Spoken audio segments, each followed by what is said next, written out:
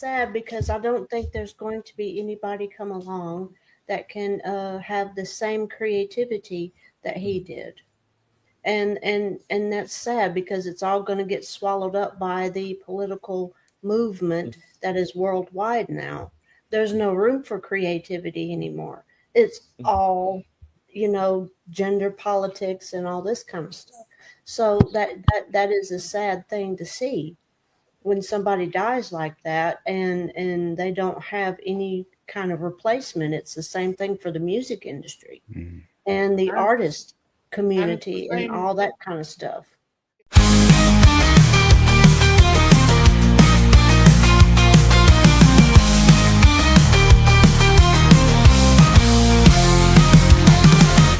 It's the same thing for content creation, and Ozzy Osbourne makes a fantastic point, folks, okay?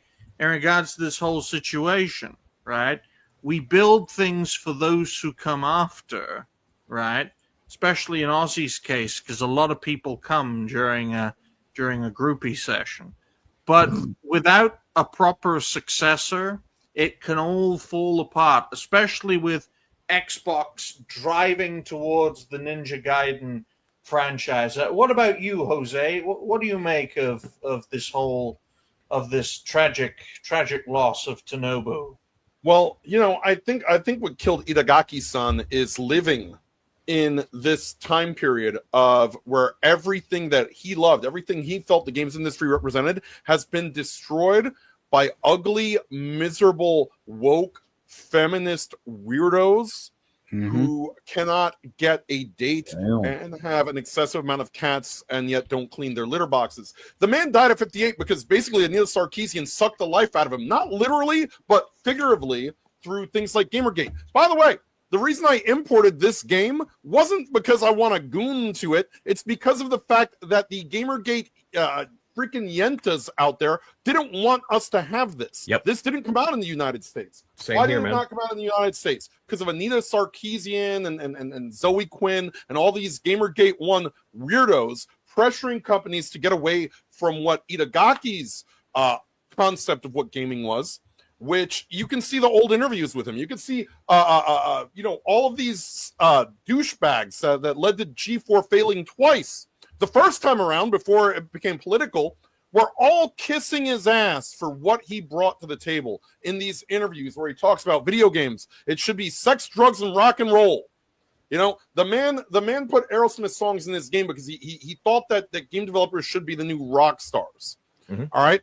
Instead of rock stars, the game developers of today are a new boy band. They are sanitized, miserable little F words that I can't say on YouTube, which is the reason why I broadcast the Rumble on my streams, by the way, because of the fact that they can't handle this sort of, mentality. He brought Edge into, that company. He brought Koei back from the brink of death. A lot of people don't realize Team Ninja is owned by Koei Tecmo. Well, I know. He brought Koei Tecmo back from the brink of death, or Tecmo at the time, because if the reason it's called Dead or Alive, much like Final Fantasy, if this franchise didn't perform, that company was dead. It was dead. And he brought it back from the brink of death. And now that he's gone, I do wonder how it's going to affect the game industry. Will it affect it for the worse? Will it affect it for the better? I can't say, because one thing I will say about Koei Tecmo is they put out the Atelier series, which is also a little bit of gooner bait. So there is that. They're not as painfully infested as some of the other game companies, but I don't think anyone's going to do it quite like Itagaki did. I don't think anybody's going to live up to it quite like Itagaki did. Harada, the developer of Tekken, put out basically a novel about the relationship, the rivalry, and the friendship between the two of them. I think you'll see a lot of tributes from the fighting game community as far as Street Fighter, Tekken, SNK. You may see some tribute costumes to Dead or Alive. Hopefully this is not the last we see of Dead or Alive, but hopefully whoever does work on it decides they want to honor Itagaki's legacy, what he represented in gaming, something that has been pushed out. Again, I think that led to a lot of the reason why he passed away at 58, because when you see something you love taken away from you and transformed into what it is, weirdo troons and Guilty Gear and all sorts of lunacy like that, I can understand looking at that. I mean, look, the man is probably rolling over in his grave, and he's only been there for 5 minutes, seeing some of the things that the games industry has done. And I do hope that the games industry pivots back to kind of what he wanted it to be, because I think that's what a lot of us want it to be, which is just good old-fashioned fun. Sex, drugs, and rock and roll. Bring it back to the games industry. Well, under Koei Tecmo, what's going to happen to Dead or Alive and to Ninja Gaiden? They're going to make 9 versions of it that are almost exactly the same until people get sick and tired of it, and then you have to make something new. They did do that with DYE too. Also known as the Dynasty Warriors method of making a game. Dynasty Warriors was so effective, folks, that they sold DLC as an actual game. Literally. Boy. It's insane. But it just goes to show how the landscape changes. The landscape can change in your favor, but it can also turn on you as well, especially when the people who make things happen fade away. Dignan, who has the best beard? You, Dongzhou, or Overboring Guan Yu? Kingdom's era in the Chinese history was epic, so that's why people really like fucking Dynasty Warriors.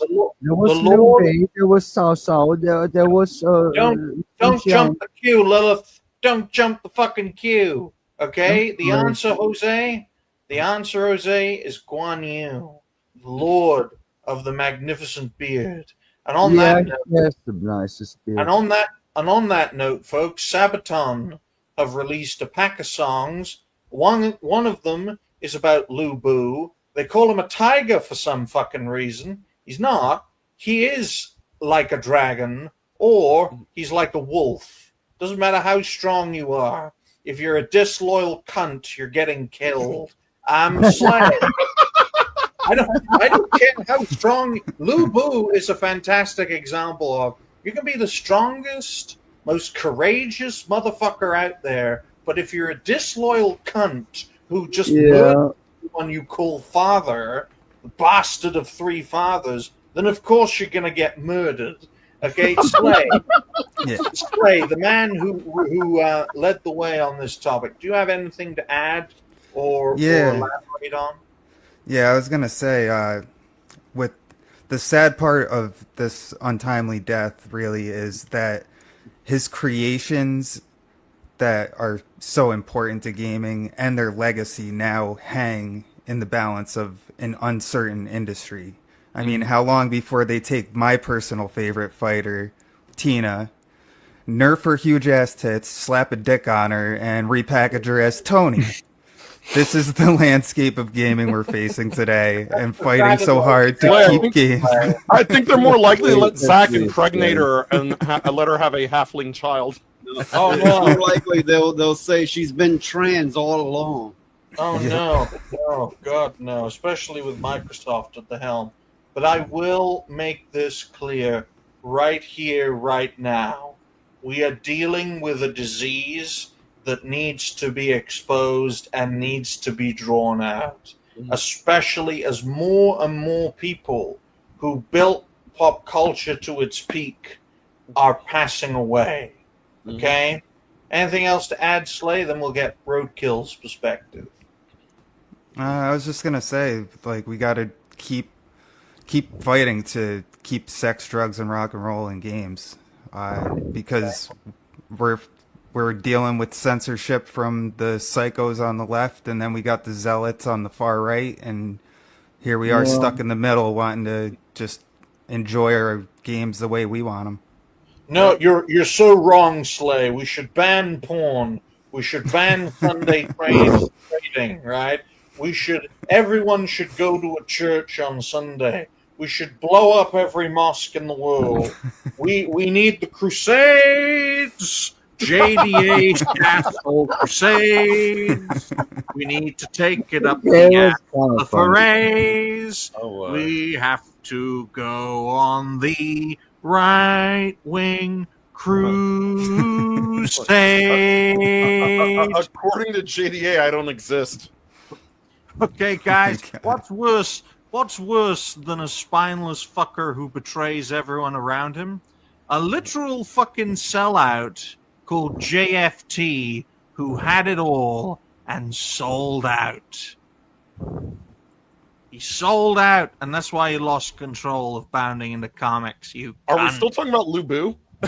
No, they are. They're the Lu Bu archetype content creators. They think they're unstoppable, but they betray everyone around them. Of course, they're going to meet a disastrous end, okay? Like Roadkill will if he stays with his Indian roommate. But Noise polluters, closing